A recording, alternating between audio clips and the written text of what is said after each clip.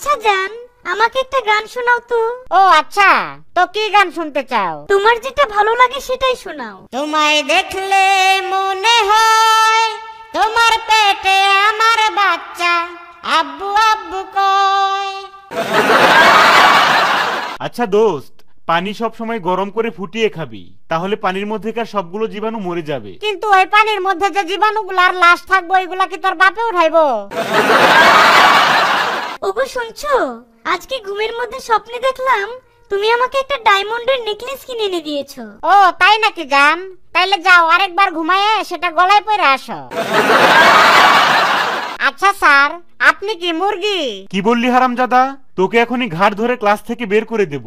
আমি মুরগি হতে যাব কেন? তাইলে আপনি সব সময় আমার পরীক্ষার খাতার মধ্যে 2টা করে আন্ডা দেন কেন?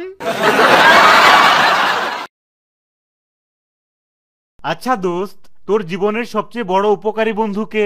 এই তো দোস্ত, যে লোকে আমার দরজার বোটারি নিয়ে পালায় গেছে সেই হইতেছে আমার জীবনের সবচেয়ে উপকারী বন্ধু। আচ্ছা বাবা, আমি একটু বাইরে যাইতেছি, কিছু পকেট খরচ দাও তো। ও আচ্ছা, তো লুঙ্গি পরে বাইরে যা, তাহলে আর পকেট খরচ লাগবে না। আচ্ছা টুনি, আমি তোমারে অনেক ভালোবাসি, আমারে বিয়ে করবা? কি বললি? তুই আমাকে বিয়ে করতে চাস? আয়নায় কখনো নিজের চেহারা দেখেছিস? এরকম একটা খ্যাতমার্কা চেহারা নিয়ে আমাকে বিয়ে করতে এসেছিস? চেহারাটা ভালো না দেখে তো তোমার মতো পেটনির কাছে আইছি, ভালো থাকলে তো ঐশ্বরিয়ার কাছে যাইতাম। কিরে বল্টু, তোর স্কুলে আসতে এত লেট হলো কেন?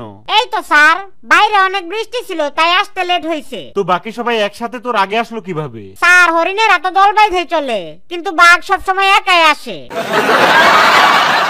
দোস্ত জানিস, আমাদের পাশের বাড়ির লোকজনগুলো খুবই আজব টাইপের। কিরকম আজব টাইপের? আর কইস না, আমি যখন রাতের বেলা গোপনে আমার গার্লফ্রেন্ডের আমার রুমে নিয়ে আসি, তখন পাশের বাসার লোকজন ঠিকই দেখতে পায় আর আমার আব্বার কাছে নালিশ দেয়। কিন্তু যখন আমাদের বাড়িতে রাতের বেলা চোর ঢোকে, তখন পাশের বাসার লোকজন কিছুই দেখে না। আচ্ছা বল্টু, তোমার লজ্জা করে না যে তুমি সিগারেটের প্যাকেটের মধ্যে আকিস বিড়ি রেখে খাও? কেন, তোমার আম্মা যখন হরলিক্সের বোতলের মধ্যে লবণ রাখে তখন তো কিছু বলো না।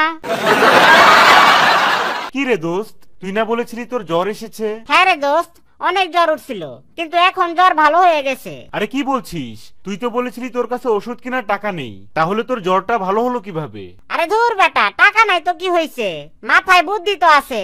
আমি কাগজের মধ্যে প্যারাসিটামল লেখা গিলে খায় ফেলাইছি।